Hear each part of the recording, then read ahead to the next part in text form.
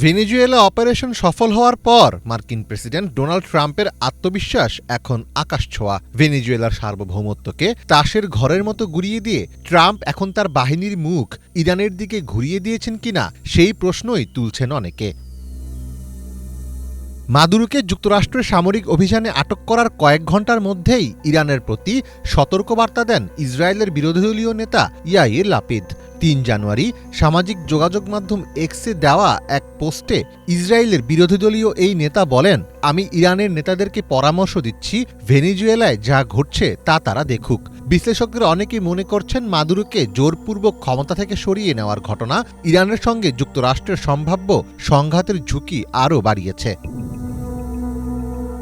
National Iranian American council NIACর সভাপতি জামাল আবদি আল জাজিরাকে দেওয়া এক সাক্ষাৎকারে বলেন, নতুন ধরনের এই আইন বহির্ভূত আচরণ বিশ্বকে আরও অস্থিতিশীল করে তুলছে এবং যুদ্ধের সম্ভাবনা বাড়াচ্ছে। তিনি আরও বলেন, মাদুরোর অপহরণের ঘটনায় ইরান মনে করতে পারে যে যুক্তরাষ্ট্রের সঙ্গে কূটনীতি অর্থহীন এবং নিজেদের প্রতিরক্ষা সক্ষমতা বাড়ানো জরুরি। এদিকে ইরানের সঙ্গে যুদ্ধের জন্য ইসরায়েলের প্রতিরক্ষা বাহিনী IDFকে নির্দেশ দিয়েছে তেল আবিব। ৫ জানুয়ারি এক প্রতিবেদনে চ্যানেল 12 জানিয়েছে, IDFের chief of staff lieutenant general Eyal Zamir IDF নিয়ে ৪ বছর মেয়াদী একটি পরিকল্পনা নিয়েছেন। সেই পরিকল্পনারই একটি অংশ এই প্রস্তুতি। যুদ্ধের প্রস্তুতি হিসেবে স্যাটেলাইটে হামলা এবং মহাকাশ থেকে ভূপৃষ্ঠের লক্ষ্যবস্তুতে আঘাত করার মতো বিষয়ও অন্তর্ভুক্ত করা হয়েছে। চ্যানেল 12-এর প্রতিবেদনে বলা হয়েছে, বর্তমানে যুগপৎ যুদ্ধের প্রস্তুতির জন্য সবচেয়ে গুরুত্ব দেওয়া হচ্ছে ইরানকে।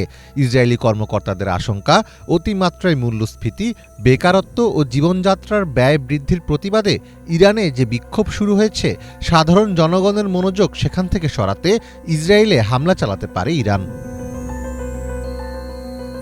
গত সপ্তাহে ইসরায়েলের প্রধানমন্ত্রী বেনিয়ামিন নেতানিয়াহুর সঙ্গে বৈঠকের পর ট্রাম্প হুঁশিয়ারি দিয়ে বলেন, ইরান যদি ক্ষেপণাস্ত্র বা পারমাণবিক কর্মসূচি পুনর্গঠন করে তবে যুক্তরাষ্ট্র আবার হামলা চালাবে। বিক্ষোভকারীদের ওপর দমনপীড়ন চালালে ইরানকে কঠোরভাবে আঘাত করা হবে। বিশ্লেষকরা আশঙ্কা করছেন, ভেনেজুয়েলার মতো সরাসরি নেতৃত্ব অপসারণ মডেল ইরানের ক্ষেত্রেও প্রয়োগের চেষ্টা হতে পারে।